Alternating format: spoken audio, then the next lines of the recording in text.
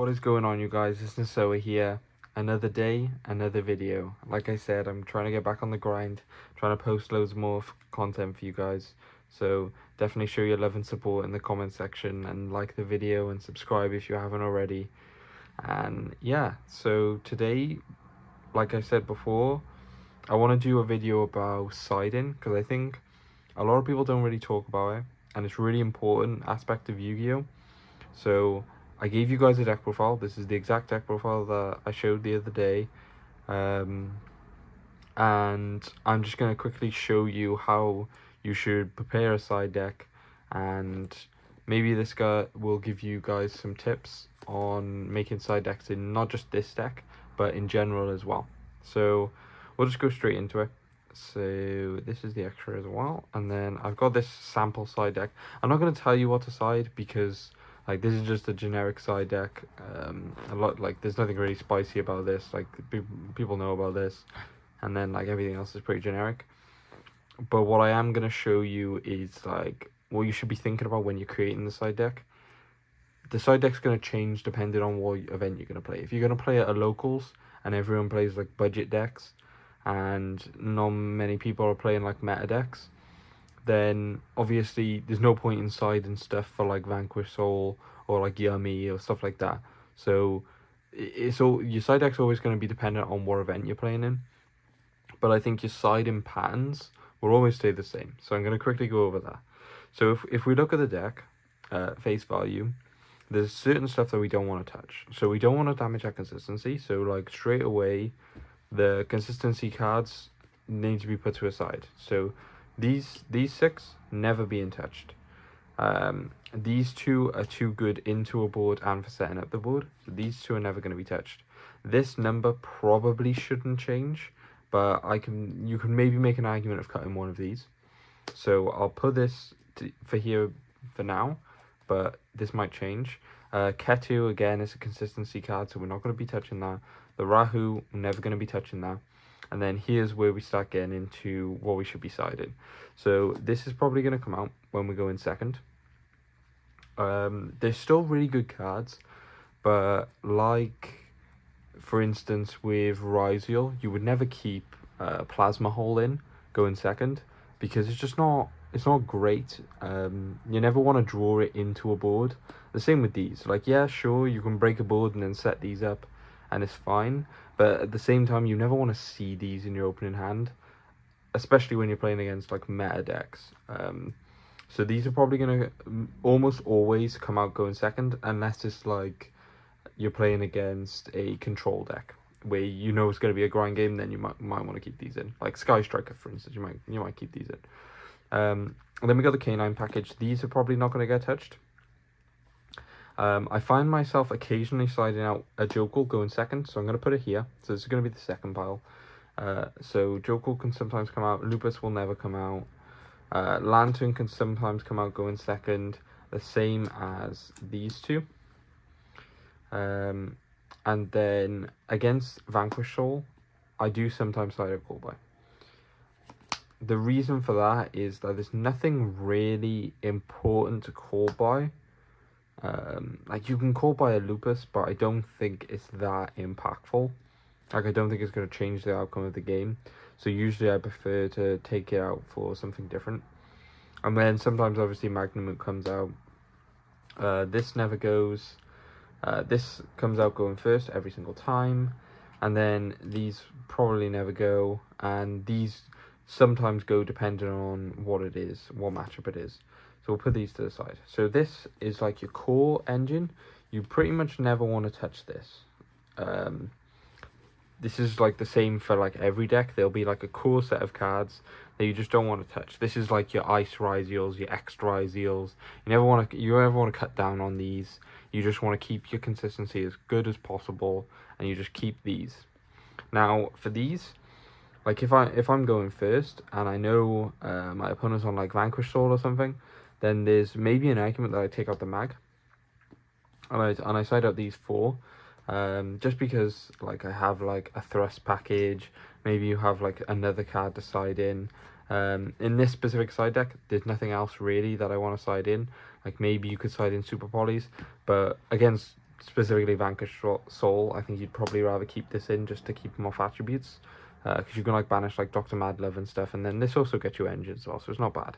So maybe VS was a bad example, but like what you're looking for is like patterns. So like against Vanquish Soul going second, that's probably a better way to look at it and show you guys. We want to keep these in because obviously we don't want them to play. We want to keep the Veilers in because we just don't want them to combo at all. We probably want to keep this in. And then we're looking at like these 7 cards and we're thinking, we don't really want to keep these in. Like drawing any of these into a Vanquish Soul board, it's not ideal. Then we have a look at our side and what can we side in? So we got Phantasmes, they could come in because we got the Link 1 that we can deal with. Super Polys, maybe, but specifically Thrust here. And then we've got one spot here. So usually in this situation, I'd rather leave in a consistency card.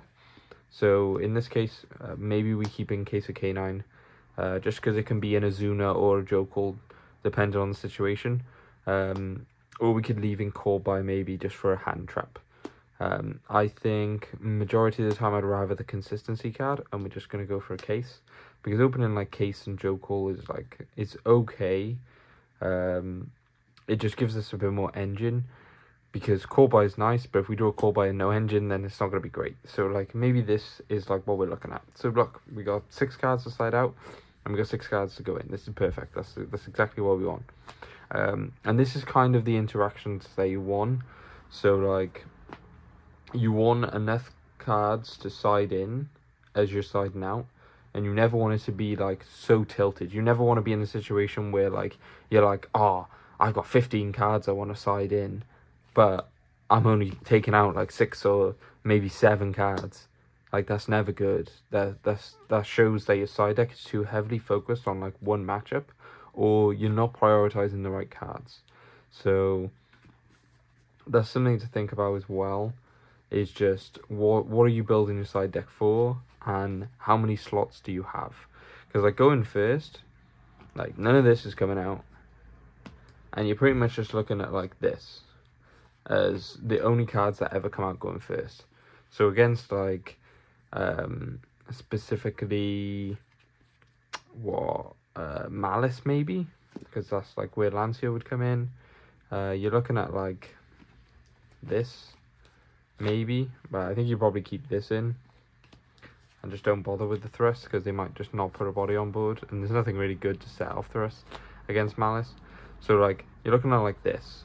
You don't want to go too heavy on the spells as well. That's another thing you got to be careful of, because like with the Draco engine you need mons in hand, so sometimes like going for spell side deck cards isn't great. That's why this side deck's probably going to change, because I don't think you play this many non-monster side deck cards, because I just don't want to be siding too heavy into spells. But yeah, that's just something to think about. And then into like Yummy, you're looking at something like very similar, but like maybe like this, because I don't think Veiler's that impactful against him. And there's nothing really that I would want. Oh no, wait, like this is going first, sorry, against Yummy. So like this is probably where you side in, just so they can like set up a board into you. It's probably something else for going first. Maybe it's even Corby, because a lot of them are not playing hand traps.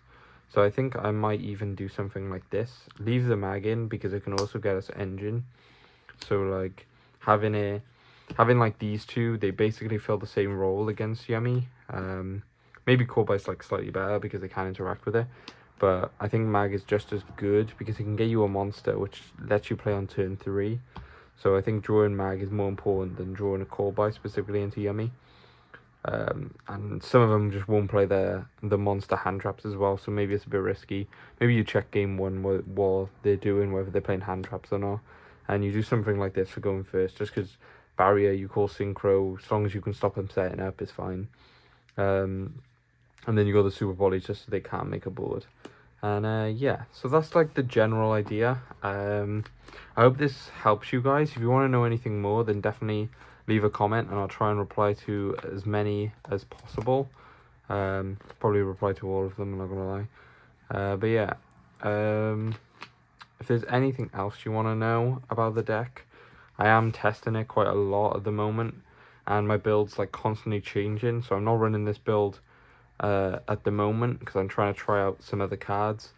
But yeah, if you guys want to stay up to date with my build, then I can definitely post a new one every now and then and kind of give you guys some insight as to why I'm changing certain things. If you guys want to see that, maybe some like deck editing videos where I'm like, oh, I took out this card and I put in this card because of X reason. If you guys want to see something like that, then let me know in the comments, and I hope you guys enjoyed the video. I'll catch you in the next one.